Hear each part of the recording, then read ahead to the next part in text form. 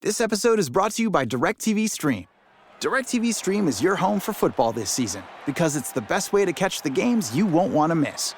And with the DirecTV Stream Sports Hub, you can follow your favorite teams and track scores all in one place. That means more ways to follow the biggest hits, drives, and wins this season. So many you may need your own touchdown dance.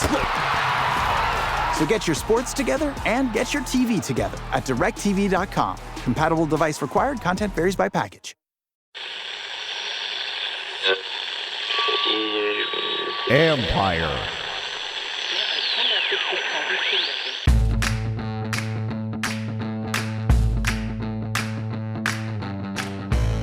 Hello and welcome to the show.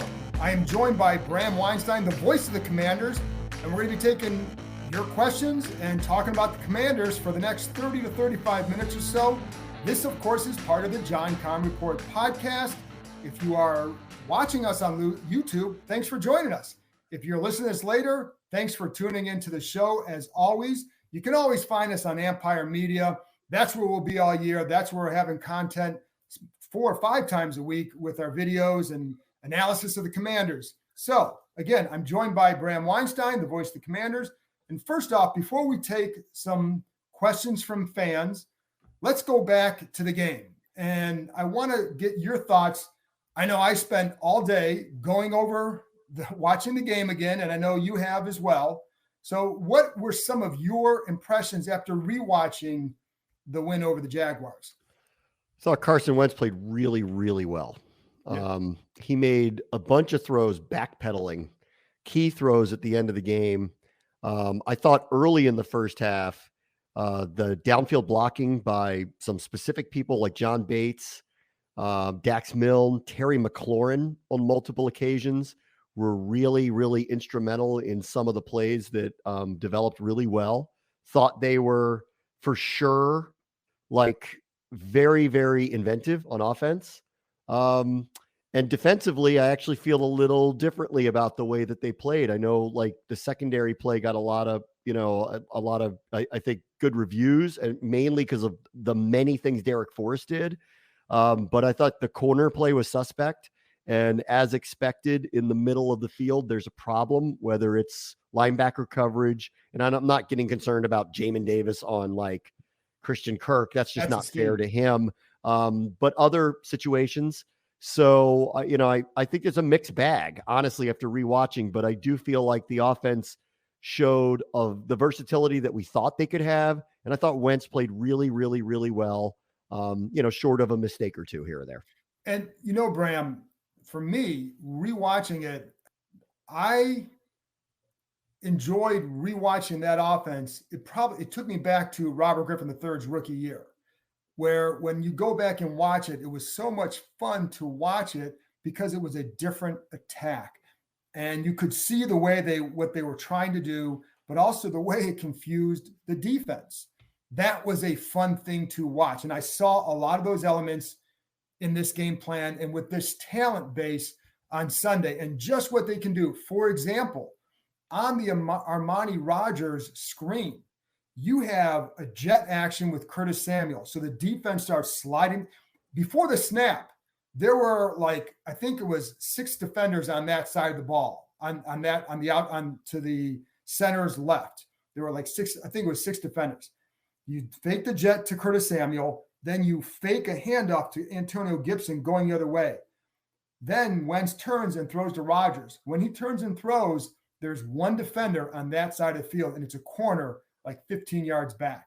That's we haven't seen stuff like that because they haven't had the talent to do that. That was time and time again. And it was fun to watch how Curtis Samuel, the attention that he got from the defense and the impact that he makes. Two plays were huge in the fourth quarter. He didn't make either one of them, but his presence opened up the play. The first one, 3rd down and 8 to Logan Thomas. It's a 3-by-1 set. So you have McKissick, Dotson, and Logan Thomas on the left. Samuel, 3-by-2. Samuel and Terry McLaurin out to the right. You have Dotson runs a go route. McKissick on the outside runs across the middle. Thomas hits up the seam and cuts out.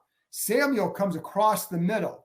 When Samuel comes across the middle, 3 defenders have their eyes on him and they start crowding around him. Do you know who's wide open? A tight end who caught 90 passes over 20 or 22 games in his first year and a half here. He's wide open, 27 yards. Next play, the play to McLaurin, huge play. Do you know who the safety was focused on down the seam? There was a double coverage on that, or his attention was to Curtis Samuel down the seam. So the safety on the outside half. And if he's playing it more honestly, he has a chance to get over and break up that pass to McLaurin, but he doesn't. He's cheating toward Samuel down the middle, and that opened up the throw for Carson Wentz to Terry McLaurin. That's what that guy can do. So I love watching the impact of guys who don't have the ball and what happens with it. So I love what they did offensively. A couple plays by Wentz that I really liked that were not because of the throw necessarily, but because of the execution. And it was the first touchdown pass to Dotson. He rode that fake so long that I was like, at first I'm like, is that an RPO? But then you didn't see the other elements of it. And it's like, it was just a long extended fake. And he did that. He had to do that because the safety is sitting in the area that he's trying to get to Jahan Dotson. But because he rides a fake, the safety thinks Gibson has the ball and flies up. After Wentz pulls out, it's an open pass to Dotson, but it was the fake that got the opening. And then there was another time where I don't even remember the result of the play. I know it was a good gain, but it was the execution of his fake. So he hands it off to Gibson. I think Gibson gets like 6, 7, 8 yards, or maybe 6, 7, 8 yards, something like that, going to the left. But it was the carry out of the fake by Wentz that froze the defenders on that side, and it creates an opening for Gibson over here. I love watching that stuff. It's the subtle parts of the game, but I thought he did that pretty well. He made a couple mistakes late on. It wasn't a boneheaded pick on the first one. It was a late throw, and Curtis Samuel's open underneath. I think that's where he should have gone, but he hesitated and he paid. The second one was a hell of a play by Walker. Not a good throw by Wentz, but it was a hell of a play by Walker. So, but I want you know what, John, though? Watch that play again and tell me why Gibson is where he is on that play. Go watch it. Like, Walker makes an unbelievable play. Yes, and you hear Robert Smith on the broadcast say he needs to see that guy flash there and he has to throw it in the ground. And even Wentz admitted this. But I got to tell you, I rewatched this and my gut was, because it happened live, so I couldn't really react. And when we talked the other night, I couldn't really react. And I'm like, I think that's just a really great play by a number 1 overall pick, and it looks that way. Go look where Gibson was on this play. He was not where he was supposed to be. No, clearly. it was. You're right. And so yes, so just 2 more minutes, and then I think the other thing is, and someone just put this up here, when Brian Robinson is back, it's going to add even more diversity to this offense, because now you have another guy that if you spread things, you can run him, and the way he runs, it's just going to add to the diversity they already have. On defense, I agree with you. I thought William Jackson played better in the second half. There are concerns at corner. And, what I really liked was the pass rush. And during the game, I didn't think I had an appreciation for it when we were watching it. But after rewatching it, what I really liked was some of the coordinated pass rushes. John Allen gets a sack off of a stunt with Montez Sweat, and it was a well-executed stunt. Sweat gives himself up inside. Allen comes out, sack. The other part that I liked, and this was something that didn't always happen last year, but Deron Payne, you remember his sack late? That was not a planned stunt. He wins to the inside. Because he wins inside, John Allen read that and loops to the outside and prevents Allen from having a lane to step up. That's what we didn't see enough of last year, but we saw it on the other day. And I think that was a good thing to see. So, that was. I want to say something else about pass rush. Of what you saw and what I saw too, and I think this is really important because, like, over the last couple months, few weeks, really, we've both talked about they can't just rely on that group. That they've got to bring the heat. And early in the game, I thought they did dial up some stuff with Forrest, with St. Juice that got to Lawrence there early. That's at least a good offensive line. Maybe not a great one, but that's a good one. Cam Robinson was a franchised player. Brandon Sheriff is a franchised player. We know how good he is. Ben Barch is a very good guard. Like, so that's not a bad line. The sack that you referenced by Allen, 4-man rush. The 3 plays at the end of the game, all of them where they hit Lawrence, and on the last one rattled him so much he chucked one up in the air for no good reason whatsoever. 4-man rush each one of those times. So if that's going to become a more prevalent part of their arsenal, then I like what I see. My gut tells me they need to bring more heat in general, just based off past performance. But that was a really, really good sign for the defense that even without Chase Young, in critical moments, 4-man rushes were getting home. And with the game on the line, they only brought 3 straight times and hit Lawrence on every single play. And one of those guys doing that was Casey Toohill. And, he had a pressure on one of those. And so that was really good. I thought Daron Payne, and somebody just Pac-Man D3 just put this up on the chat here. Daron Payne played really well. And there were a couple times where he definitely got the best of Brandon Sheriff on a few plays. So I thought they did a nice job. I think the offensive line did a really good job as well, especially in protection. That touchdown to Dotson, they came with 7. They blitzed 7. And on that play, John Bates handles Trevon Walker. McKissick picks up a blitzer, and they kept it free for Wentz. I thought Charles Leno did a really nice job. But I did, like you, the concern would be the back 7 and just how they did it. Will they improve? And there were a couple things that, there are a couple times where Jackson definitely gives up a little bit of cushion in that zone.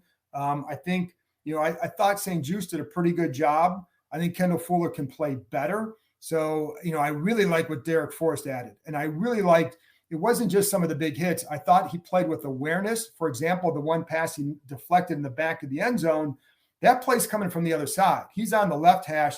The receivers come from the other side. His job is to do exactly what he did, but you've got to see it too first to recognize this is now my job. And he did. And I think that was a good sign. But again, there are definitely things to clean up on defense. They've got to play better. Yeah. But that pass rush was a good place to start for them. And they're going to have a challenge this week at Detroit and DeAndre Swift stopping him. No, I'll be honest with you. I'm not going to talk a lot about it. And I should, because I didn't watch him play yet. Like, I've not watched the tape of the Lions-Eagles game. So I think I'd be just kind of I'd be talking out of my you-know-what if I was like trying to say, my gut tells me just go look at their offensive line, what they have, who they drafted a year ago, what they have, and how Swift started here. And I think Swift's a very good running back, underrated. I think they're going to have a problem with the run game, but I'm just saying that on face value without having watched them yet. So I need to kind of take a look. One other thing on the defense in rewatching the game, and because Derek Forrest got so much publicity and made so many plays, everyone's initial reaction is like, oh man, they're good back there. I'm telling you, they missed Cam Curl bad on Sunday, really badly. Like, not that Forrest didn't play really well. He did. And I thought he did his part really well and made game-changing plays for them. And that's great. But the middle of the field, as I anticipated, is a danger zone for them, whether it's the linebackers getting caught on a slot receiver, which should not happen, or our corners getting caught. Christian Kirk had a 100-plus yard day. Most of his catches took place in the middle of the field or started in the middle of the field. This is going to be a problem. If there's good receiving running backs coming out of the backfield that flare into the middle of the field, this is going to be a problem. So I need Cam Curl back. I think he's instrumental. Rewatching showed that to me. And the only other person I would bring up to you just to get your reaction to was Jamin Davis got picked by his own player once. Jamin Davis in coverage is a problem. Jamin Davis heading towards the line of scrimmage, though, can be a difference maker. So I don't know how that fits in with the whole scheme, but in game 1, the whole idea that it's been improved significantly, I need to see a lot more from him. That said, when he's moving forward towards the ball and the plays in front of him, I love the impact he can have. When he's out in coverage, it is still a problem right now. Well, and I agree with you. I think, and that's something that they discovered early in training camp, was that the more they can get him aligned closer to the line of scrimmage, the better off he is. The more aggressive he is, the quicker he reads it, et cetera. So it's not just as a pass rusher, it's about defending the run. That's where he has to improve there. In coverage, I thought the Jaguars did a good job. Listen, that pass that Christian Kirk caught against him, you go back and rewatch it, there is nobody within 20 yards of those two players. So Christian Kirk, all he has to do, he barely sells the fake to the outside, and Jamin kind of bites because it's Christian Kirk. and his head never turns outside. Or Kirk's doesn't. It's all inside because he knows that's where the money is. And it was wide open, and it's an impossible task for a linebacker. So you can't, and that's one thing Rivera talked about after the game. You can't have a linebacker covering Christian Kirk in that situation. Yeah. And so that's I'm not on him about that. That's a bad matchup. Like that's not fair. I'm not going to hit him up for that. But go check him out in coverage with running backs, which he's going to have to cover. Go check him out anywhere else. And I mean, there was one play he got picked by his own guy. So there's a lot one down the seam. Yeah, that was the one down the seam. And you're right. And he with ETN, it's taking the proper angle. You have the leverage, take the proper angle. So yeah, I mean and it's funny, Bram, because this summer in practice when he'd cover, like he would do a really good job at times, especially against like JD McKissick, who is a really dangerous receiver, and he's got those moves, and he would do a pretty good job with it. But sometimes when you're facing your own, this is why it's good to face other players in the summer, because you get a different look from another guy. I want to mention this too. Nathaniel put up, don't forget about Logan Thomas. I didn't know how big Logan if you could play at all, right? Big Logan. And I thought, like he's going to get put, like what's the pitch count going to be? He played more snaps than Bates did. He played 62% of the snaps. He was instrumental on a couple of humongous third down conversions. I was pleasantly surprised. I think that was an incredible development. I didn't think when we started camp he'd be playing week 1. I wasn't sure he'd play the first quarter of the season. All of a sudden, not only is he playing, he plays an instrumental role and looks pretty good doing it. So that was another really nice development for them on Sunday. And I'm glad he brought that up, because who's going to benefit as much as anybody from the skill talent. It's going to be him. And again, there were 2 different plays. One was 27-yarder, but earlier in the game, there was another one where it was the one where Carson overthrows him, and like he's wide open because the attention paid to the others. And he's going to be a major threat just because of that. And the thing with this offense, Bram, like McLaurin only had 2 catches. They scored 28 points. I mean, I think like I'm hoping this is the case, that every week you're going, well, this guy, got lost in the offense or got ignored and they won. Like this is supposedly the good problem that you're going to have. Like there's a 1-ball problem here, but it should be a 1-ball problem for everybody else. And I got to tell you, considering, I think I used the line a million times, like I felt like they hid their offense from themselves for week 1. It didn't look that way to me. And I got to give Scott Turner a lot of credit. I mean, I thought it was very inventive. They caught people off guard. The space between their receivers and the Jaguars defenders, who are really fast in their front 7, they had no idea what was coming.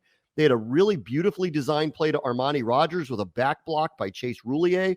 I do want to mention the athleticism of the offensive line was on display. I didn't know what to expect from Andrew Norwell after he'd missed so much camp, but now I see why they were happy to get him here. He can move fast.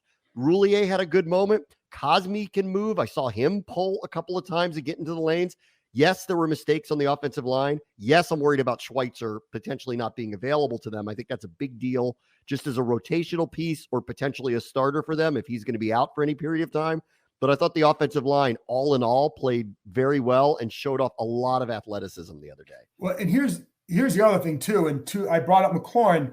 McLaurin and McKissick combined for 78 yards receiving, and they scored 28 points. Like those are 2. Like if that had happened the last couple of years, they probably don't have a chance to score 20 points, let alone 28. And I think that's where this offense is different. And you're right. Like the summer, what we did know was that Curtis Samuel looked pretty good, and that he was going to make guys miss, and that Jahan Dotson looked good, and that we know Terry McLaurin, and we started to see Gibson being more involved in the pass game out of the backfield. But we didn't know how it was going to all look together and the way they're going to do. And you're right. Like there were a number of times where they created extra space for the offensive guys simply because the direction and the design of the play. And you've got to honor Dotson on a jet. You've got to honor Samuel on that. And if you do, then you're frozen for a second. And now you're creating space. If you come back over here, which they would, then you create space for that guy to run, especially Samuel. You give Samuel or McKissick an extra 5 yards, they're going to make a guy miss. Like you have that 5-yard cushion, they're going to make you miss. And that's so, I don't want to get carried away with it because it's one game. It's just that it was the best start offensively that they've had in a while, and where you say, wow, this could be fun. It's like there was a lot of unselfish play too. I mean, that's really the part that I took away from it on offense that I really liked about what happened. Like, sir, McLaurin did not get a lot of targets, only had a couple of catches. One was a huge one, but only had a couple of catches. And so you sit there and go like, what was his impact? I'm telling you, go rewatch. You will see on a couple of different occasions where he had instrumental blocks that sprung plays. One that saved a sack from happening. He saved a sack from happening, coming across the field and clipping a guy to let Wentz get by. And then I don't remember, it was either a Samuel catch or the Samuel touchdown. I don't know. He pulled the pick on that. So Bates blocking down field and blowing people up. The offensive line doing what they're supposed to do, showing off athleticism. The receivers blocking for one another, including McLaurin. Like, this is the sign of an offense that's going to be very, very, very difficult to stop, no matter who they play. My bigger concern, and coming into the season, I felt this way. My bigger concern is the defense, and nothing has changed after Sunday. No, and it just, there are signs that I liked, like the 4-man rush getting home on key critical moments were great. Derek Force emergence, really, really great. Thought Cole Holcomb outside of, the missed tackle on the walk-in touchdown, thought he played really well, but the corner play and the middle of the field, as expected, is an issue. And a lot of people are pointing out in the chat, like they're a rolled ankle away from any one of those positions of being in trouble. Yeah. So I think the depth is going to be really tested here, and they've got to get some answers in the middle of the field. And I don't know where they're going to find them. This episode is brought to you by Samsung. Unfold the all-new Galaxy Z Fold 4 and expand your world. With Flex Mode, it stands on its own, so you're hands-free to get more done during calls. And with multi-window view, you can use up to 3 apps at the same time. Plus, the edge-to-edge screen allows you to fully immerse yourself in your favorite games and shows. Visit Samsung.com to learn more about Galaxy Z Fold 4. On a beautiful run through the park on a pleasant day, you can easily get lost. No! She didn't kill him. Huh? In your true crime podcast. It was the pool guy. So obvious. Whatever motivates you works for us. It's all about letting your run be your run. And Brooks is here for every runner, doing the research and sweating the details to create gear that works for you. It's your run. Brooks, run happy. The NFL's opening week was action-packed, and it's just getting started. Get ready for week 2 of touchdowns, big plays, and even bigger wins with DraftKings Sportsbook, an official sports betting partner of the NFL. This week, new customers can bet just $5 on any football game and get $250 in free bets instantly. Everyone can experience the thrill of DraftKings early win promotion. It's simple. This Sunday, bet on any NFL team to win. If your team leads by 10 at any point during the game, you get paid instantly, even if your team loses.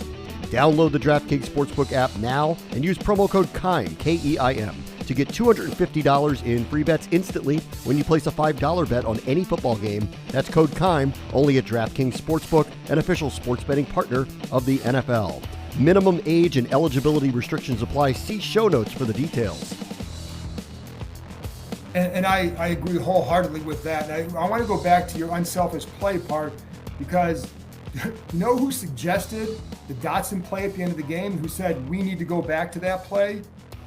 It was Terry McLaurin. So he is suggesting a play for another receiver to go make a big play. And that's just kind of who they are. I just think it's not surprising, but it was something that, like, they all have, and hold up, just put up there about McLaurin with his pass blocking in college, and is absolutely right. And he was also known for, special teams play, the little things that matter in a game.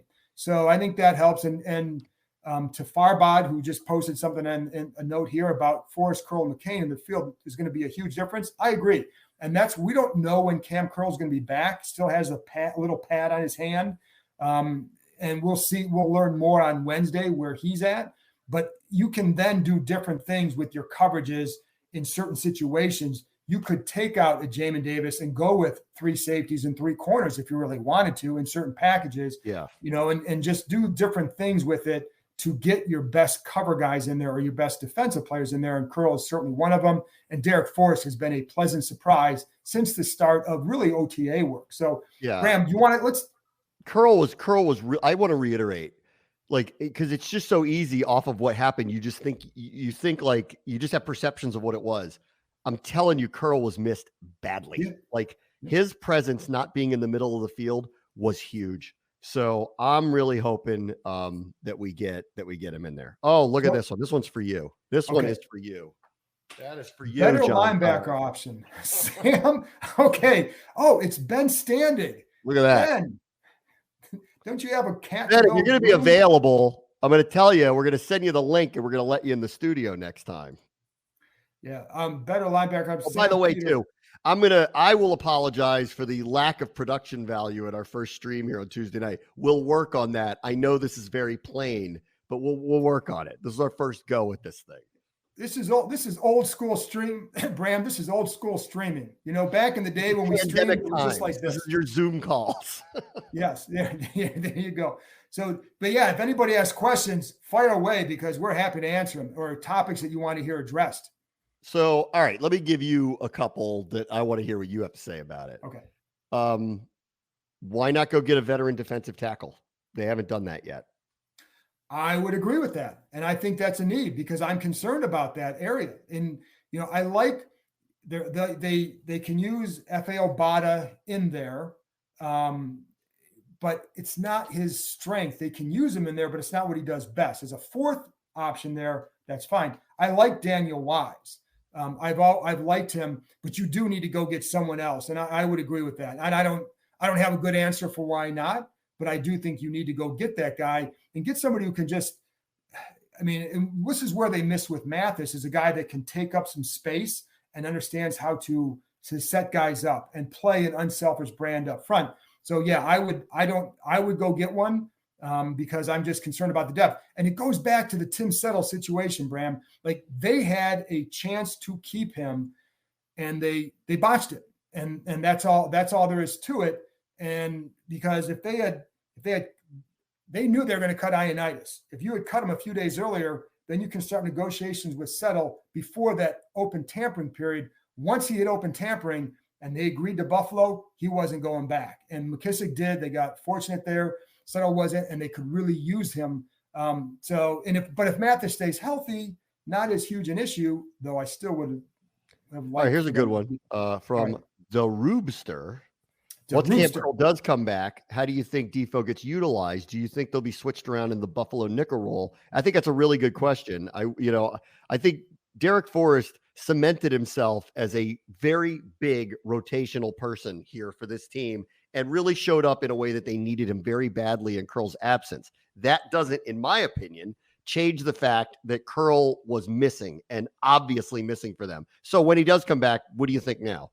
Right. And I think one of the things that has impressed me with Forrest is he was playing back a lot. Like he would play in the two deep, he would play back and he would play some single high as well. So he showed he can do that. And that gives you that versatility as well. So when Curl comes back, what they in an ideal situation for them, if you can put Curl down in the box, or maybe Forrest goes down in the box and you have Curl and McCain deep.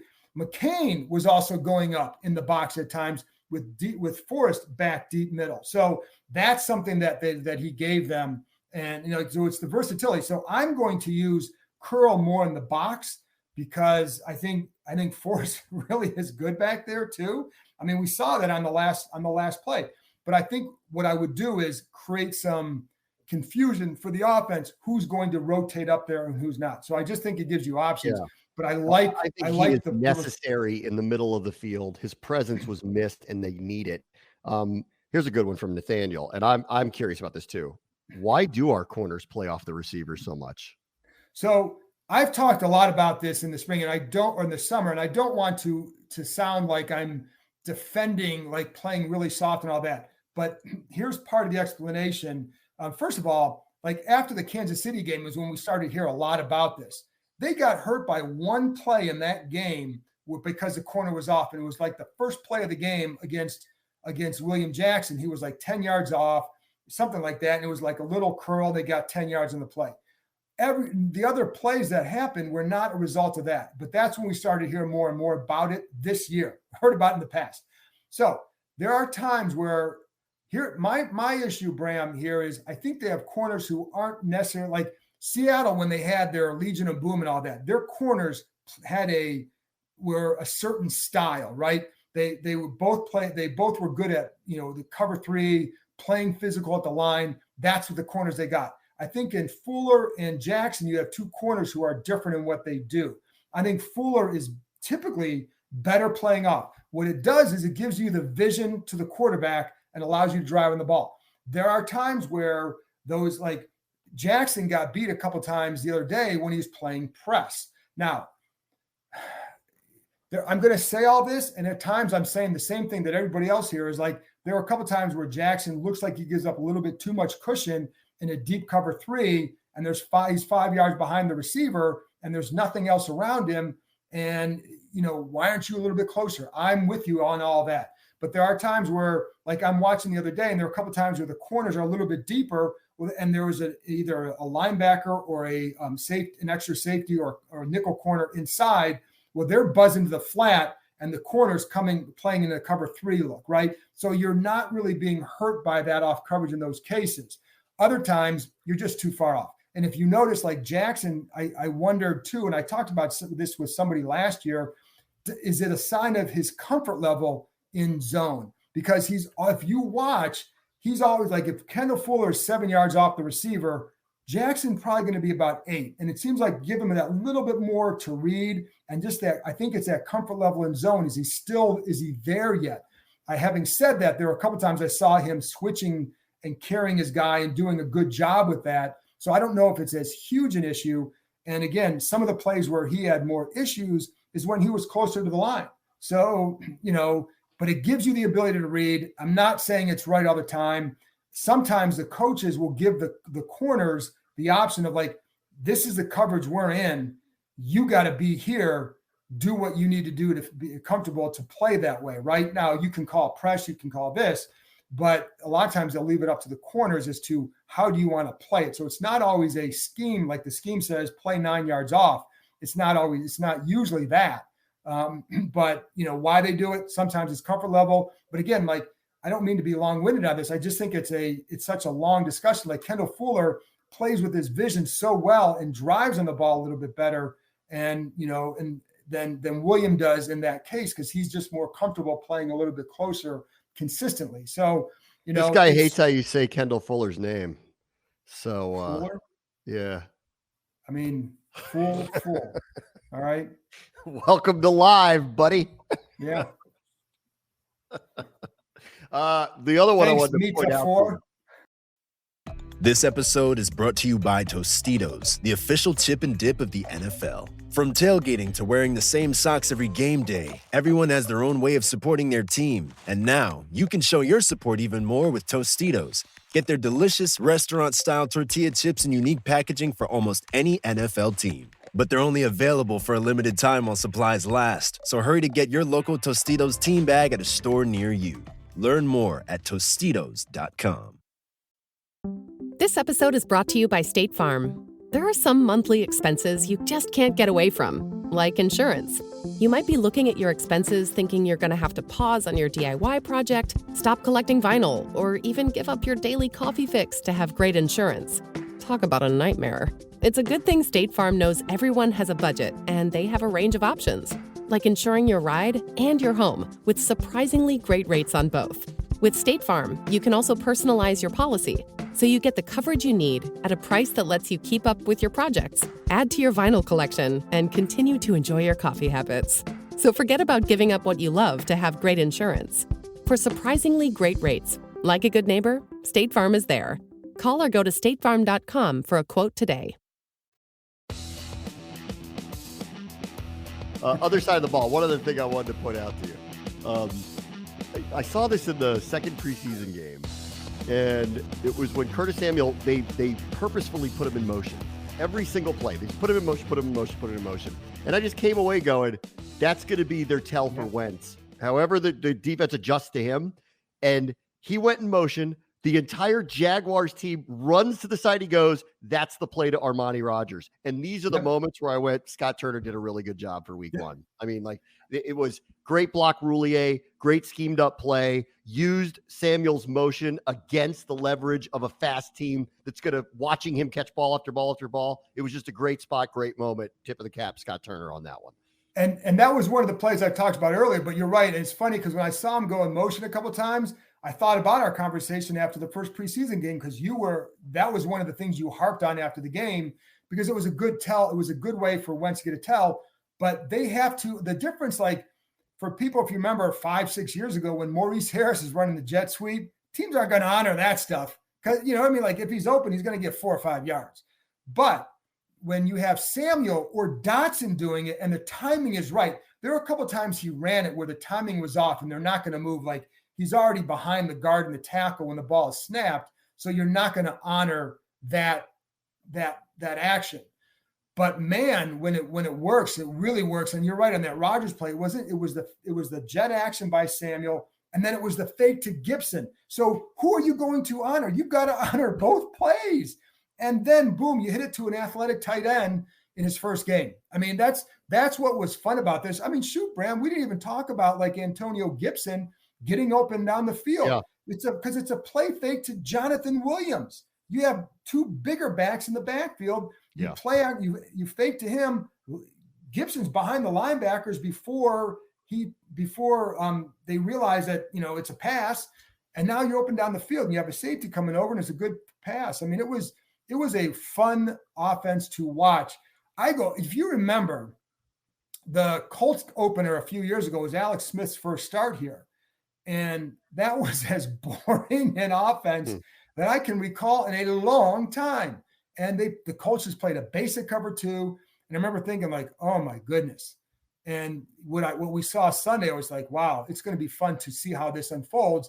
Remember, like, what did we all say? Like, they're not going to hit their stride early. And I don't think they have, you know? So, and a lot of that though, with the stride as a team is going to be defensively. And here's the other thing.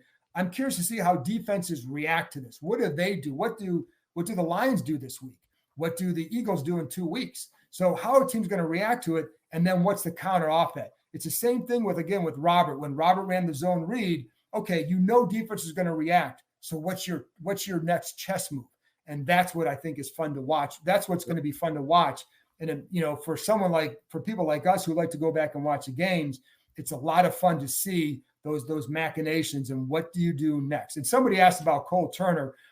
What I was told last week, and it was on Friday, that I knew he wasn't going to play because what they wanted, he missed a lot of time in training camp. For a rookie, that's tough to do. So they want to give him more practice reps. So I think it depends on how this week goes. We could see him Sunday. I would think by the Eagles game, you'll see him out there. But a lot of it stems from wanting to get him more practice reps to get him more game ready. It's not about the injury at this point, and it hasn't been for a couple of weeks. It's just about all the time he missed. It's crucial. And the other thing is they have 2 tight ends who are good, and a third who showed he can go out and help you. So I think it lessens the urgency to get him back right away. But next week or the week after. All right. So Super Bowl or what? What do you think? I mean, that's what today. I mean, I booked Glendale already, didn't you?